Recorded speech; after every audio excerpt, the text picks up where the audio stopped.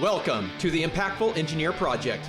I'm Steve Maxey, and with my co-host and brother Jake, we are here to bring you guidance, fresh ideas, and the tools to help you become an impactful engineer.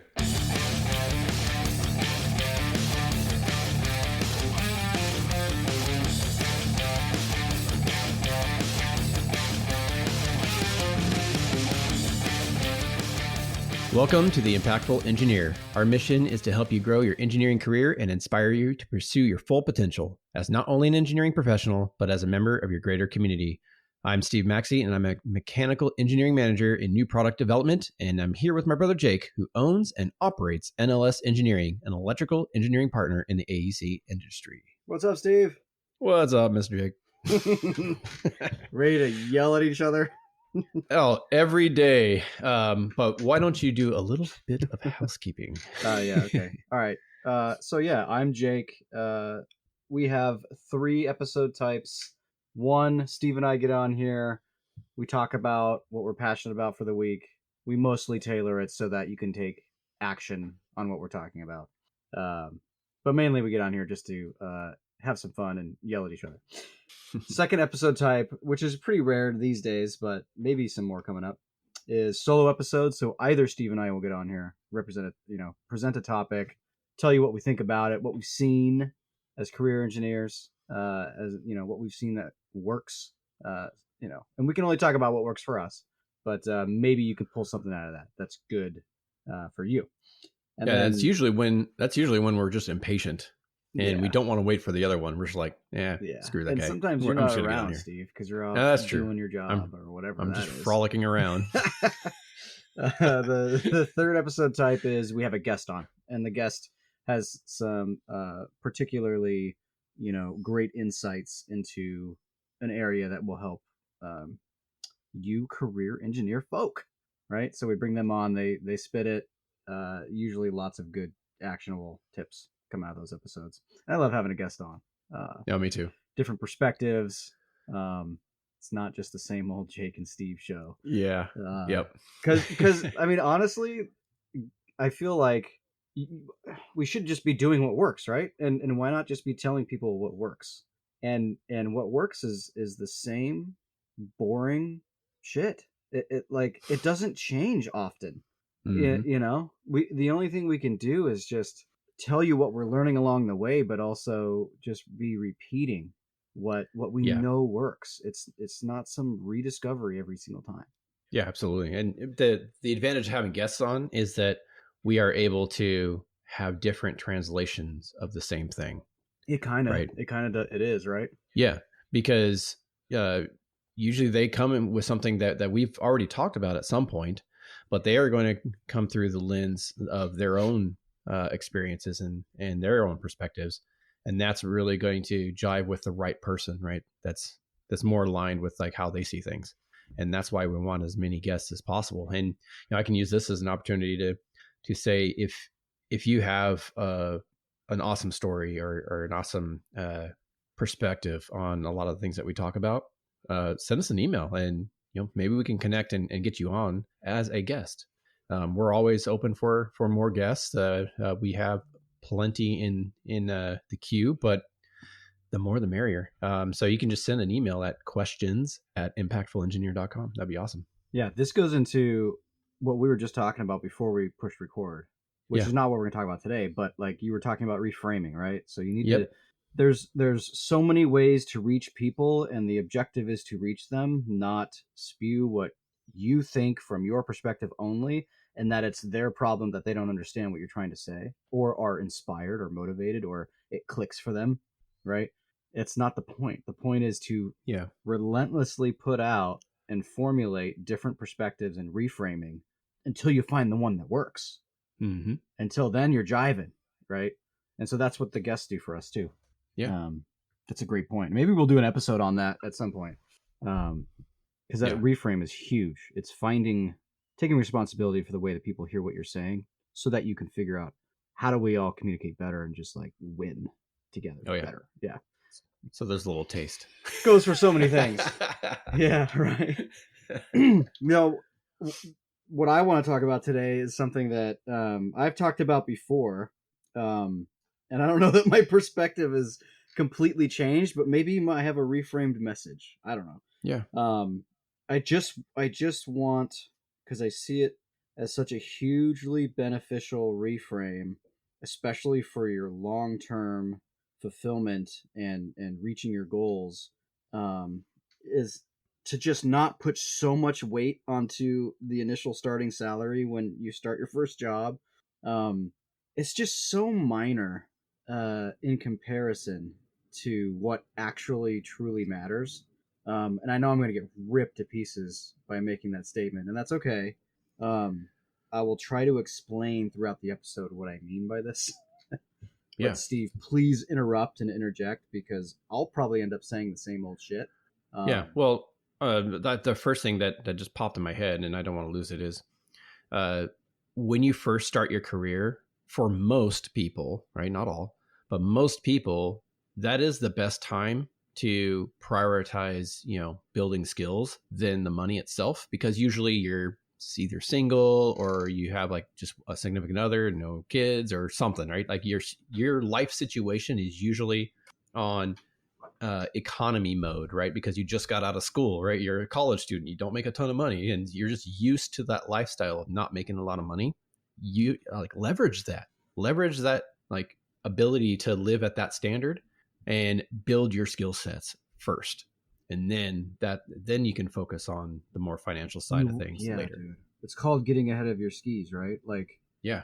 and it's you've put in so much work, right? So like you've framed it up to this point. You've built this whole mindset around like, oh, once I do graduate and I start working, like then I've made it. And it's like, no, you haven't. It starts over again. Yeah, you're only halfway You get there. to you get to middle school and it starts over and you get to eighth and then you're all like, yeah, and then freshman year it starts all over and then senior you're feeling good and then freshman in college starts all over and then senior in college you're feeling good and then you graduate and then you get to the world and it's the lowest bottom most place you've ever been in your entire life and you think that you then deserve everything, high Mm-hmm. salary, high benefits. I need all this shit. You look for what the employer can give you, not what you can give them. You you deserve all this stuff and it's just like I just want to like rip that mindset to pieces. um and I might, let's go like super high level. Like, Mm-hmm. oh, but Jake, there's people. Meta just scooped up an AI expert from Apple, and they're making multi-million-dollar salaries. It's like, good for them. They are. They have uh, decades of expertise behind them. They're very passionate about what they're doing. They were a leader in their field and looked up to by many, many developers and software people in the tech world. They're riding a new wave that's just like .com, just like everything before it, with AI. They're at the right place, the right time, with the right skills, in the right with the right big ass entrepreneurs competing with each other in this huge $1 trillion market. Yeah, okay, they're making a bunch of money. Is that you? Yeah. No. Like, is that gonna be you? Most likely not. Just being Yeah. real, dude. Um, so yeah, there are tons of $1 million salaries for engineers in this world. You're not one of them for a very Yeah. long time.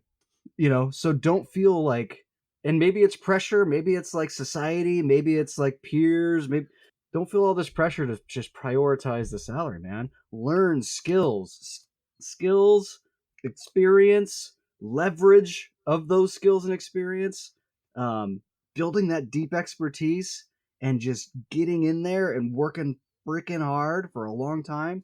That's what builds the financial cash flow basically that you're looking for. Mm-hmm. That's what builds it. So why would, and this is again, Steve, forcing an output into an input. I shall make $200,000 a year in 2 years, or I'm not going to be happy, or whatever. When anybody hears this, whatever the equivalent of that is at the time, I'm not going to be Yeah. happy. Nope, That's a goal. That's something to reach for. That's not what you're going to be putting. Can you put in the wish for $200,000 salary every day to gain skills? No, it's not an Yeah. input. Yeah, and tying your happiness to that output is just a recipe for depression. Yeah. right? You want to tie your happiness to the skills that you're building as you progress through your career, to the impact that you're having on in the job that you're doing, and all the inputs that you're putting in, like, because you have direct control over those inputs every single day. And if you integrate your self-worth and happiness into those inputs, you're going to be one happy motherfucker. Yes, and I'm sorry to say, I completely agree. I'm sorry to say that if you just keep doing what you've been doing all the way through graduating college and just keep doing that and expecting to just make all sorts of money, it's never, ever going to happen. I'm sorry. You have to innovate. You have to learn new skills. You have to reach for the, what do they say? Reach for the stars to land on the moon. You have to reach for the galaxy to land on, whatever. Yeah. You have to reach really, really far to be able to then meet somewhere that is not that far. So you have to overshoot. You have to work smart, hard, like get a coach, learn specific skills, get in a community that teaches you a bunch of things. Grab the person that you see doing it, the thing and making the money you want to make, get their attention, ask them how they do it, or if you can't get there, do the things that you see them doing. It's never been easier to see what people do. Listen to the podcast, read the book, find an idol, and do the things that they did without hesitation and relentlessly for years. Then you'll make a bunch of money. Yeah, and to make up for that that skills deficit that you're going to have compared to these very tenured people, because it just takes time, right? You have to time shall pass. You can't get around the time aspect of the equation. You can't. To a degree, obviously. And you can buy back some time. Yes, you can buy back time and leverage.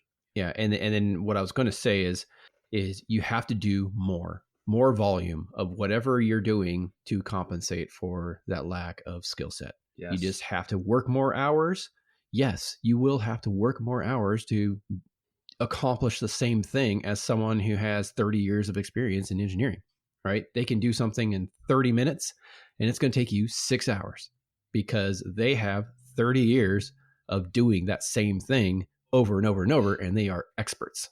Yeah, I didn't know that they get paid for it. That's good. I didn't even know the conversation was going to go this way, but this is a fresh take, and this is a good place to go.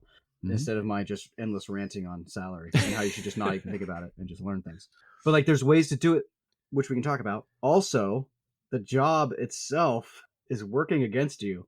The nature of being part of an organization is working collectively against the individual from outperforming everyone else, shining, getting the extraordinary salary. It just is. Like, I don't know if people know that.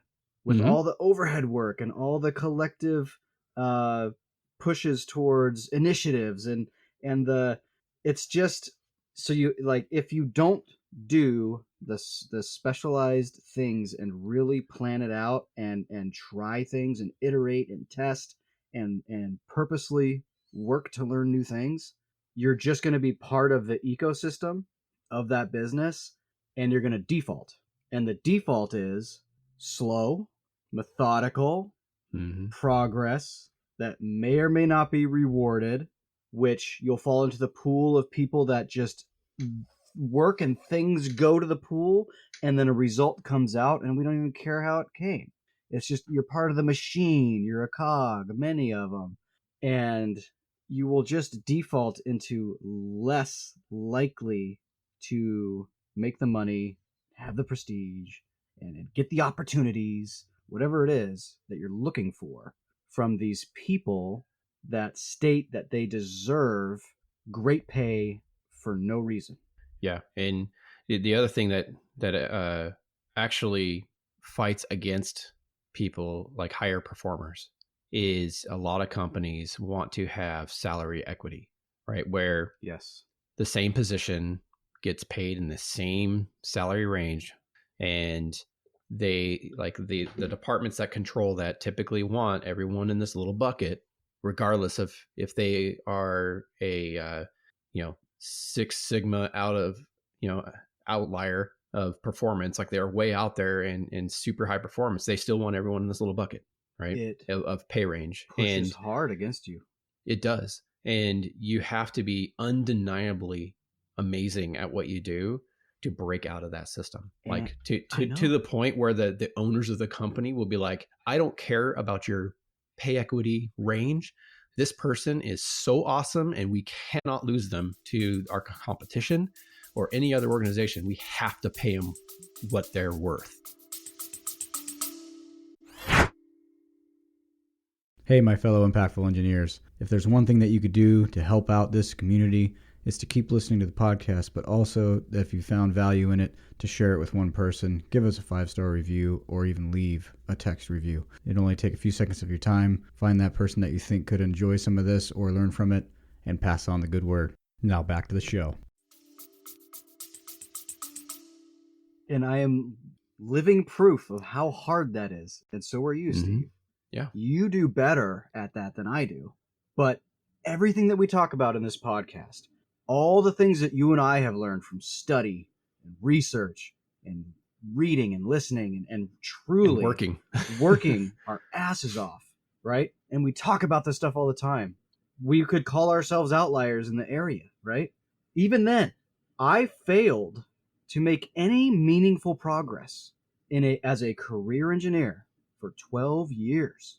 I would say, from my lens, I failed to make any meaningful, huge leaps in progress that everyone's always asking for through their desire to have high salaries. I had to essentially leave because I couldn't do it. I couldn't do it. That's how hard it is. So how would you like? And people don't know who I am, and they could just be like, yeah, well, you just suck. You're one of those unique people that were just so bad at their job, and there's only one of you in the whole world, but you were it, man. You were terrible, and that's why you didn't make it. Great. For the rest of us that understand or have an inkling about how these things go or have seen it, they can say that it's a tough thing to do. And that what's keeping people in that bucket that you're talking about, Steve, and that same salary range, and that's very common, and I ran into that everywhere I went. You have to be so exceptional, and it's not just time passing. You have to be exceptional, and you have to prove that you can do it. People have to believe in you.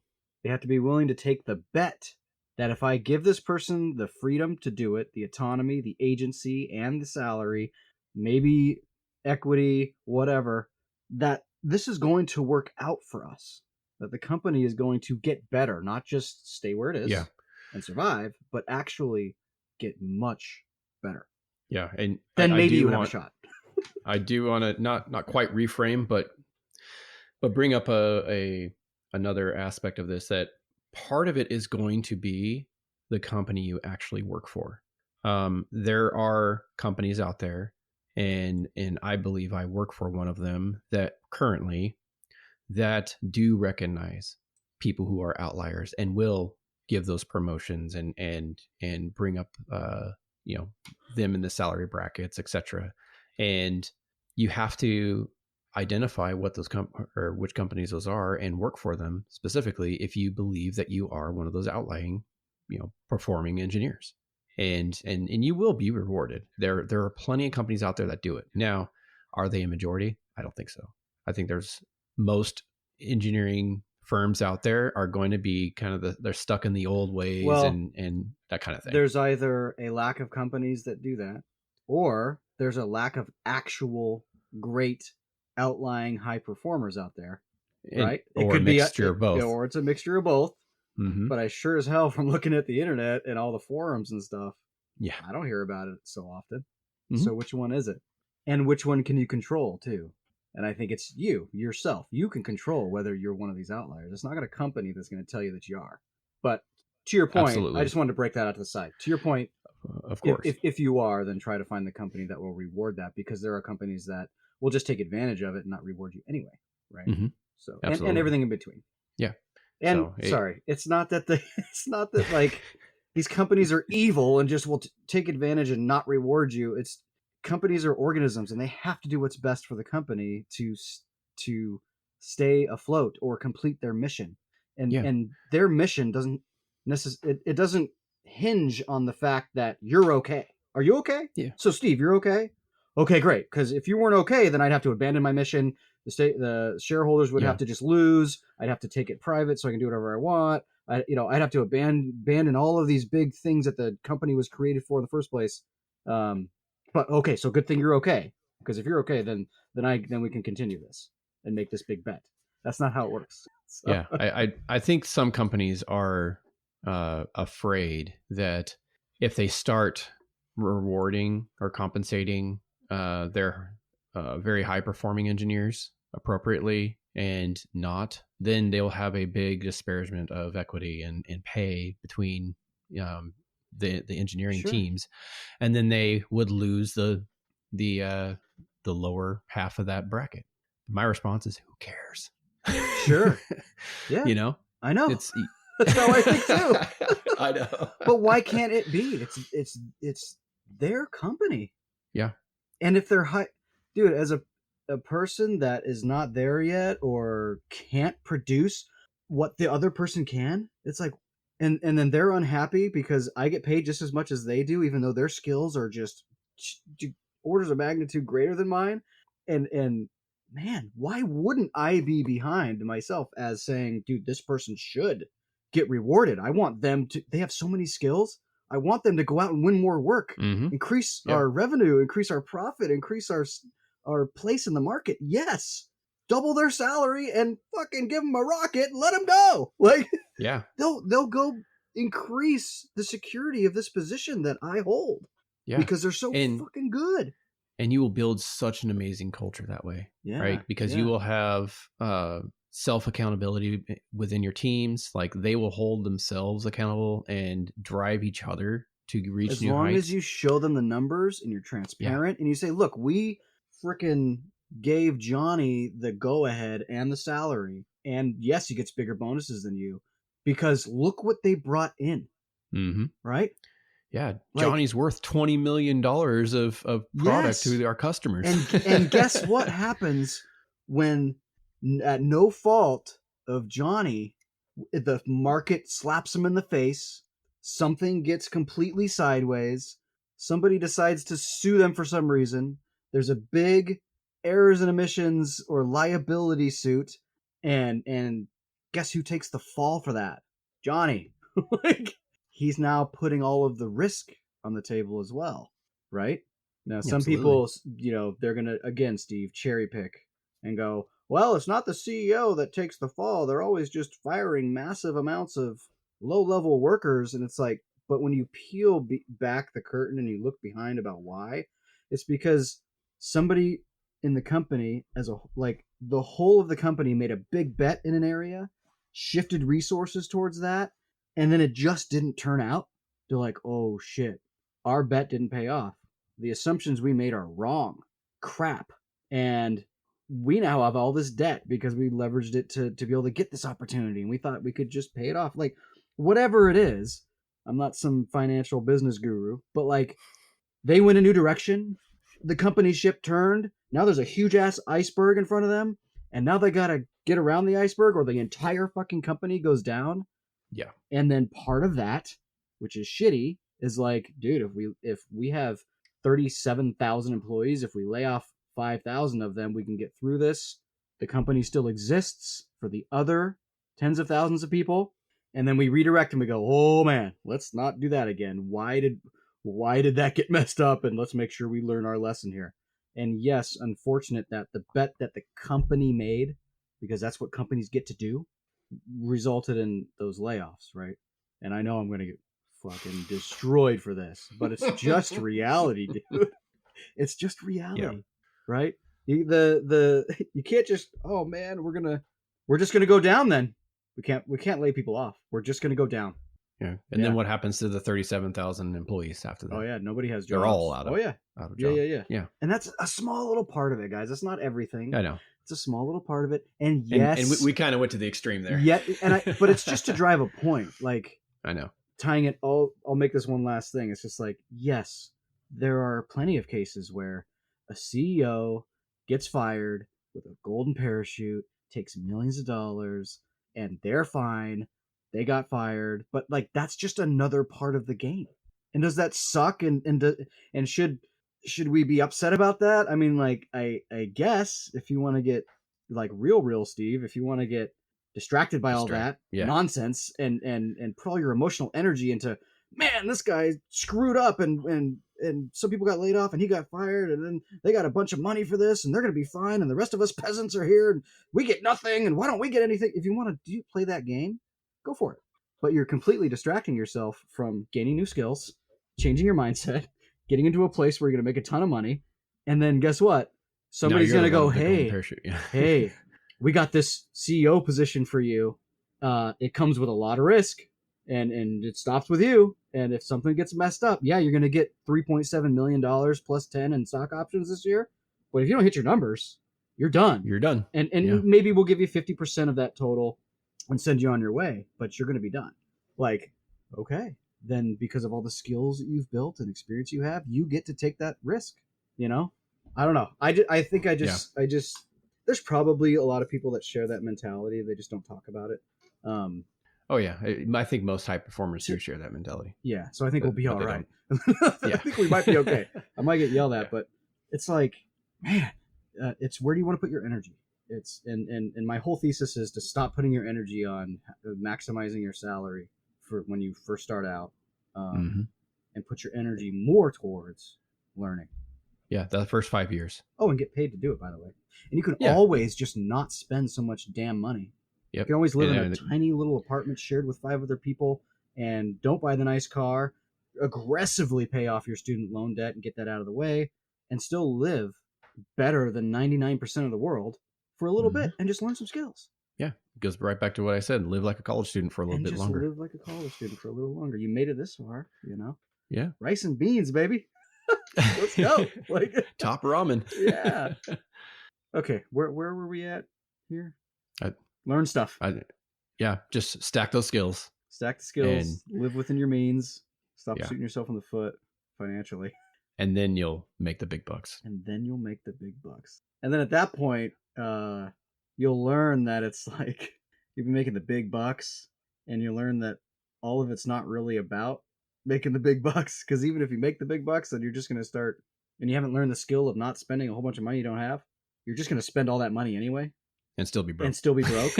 and you'll have worried about making so much money for so long, and you'll still be broke. Don't worry about it. Learn new skills and go kick ass. And the money will come. And then it's just kind of about not squandering it at that point. Or hey, go make a big bet with all that money. Yeah, start a company. Try to get that going. And then you start from the bottom again. Then it gets real fun. and then all the same laws and rules and mindset applies. Like, I can't just skip the line. I can't just come in and be like, well, I demand that I have this much revenue a year. No, you got to come and you got to learn. You got to be humble. You got to ask. And it takes time, baby. And you got to let time pass. It's all the same shit, dude. Yeah. And you have to work harder in the beginning. So hard. Every time. So hard. Every time you hit that reset button, that's when you have to just crank up the work and the volume of work. And you have to ignore all of the I got rich so quick things, because maybe it worked out for some percentage of the people that are saying it did so fast. Oh, my first year. Yeah, most of those people are bullshitters, like, though. Whatever. Yeah. Yeah. That ain't for you. Just focus. Right. Yeah. That's like focusing on the lotto winners. Yeah. You know, it's not happening. Just put in the work. Well, then you got to decide, am I going to frame my life so that I'm happy playing the game?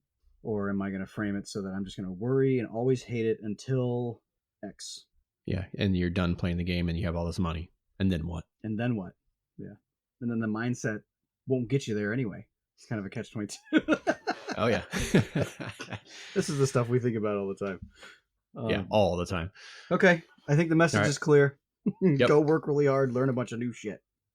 Yeah. And then the money will come. All right. Take us away, Steve. Oh, all right. Well, if you did learn something today or think someone else needs to hear our point of view, because, our point of view is the best. You made it this far and haven't pinned my picture on a wall and throw darts at it or some shit. Yeah.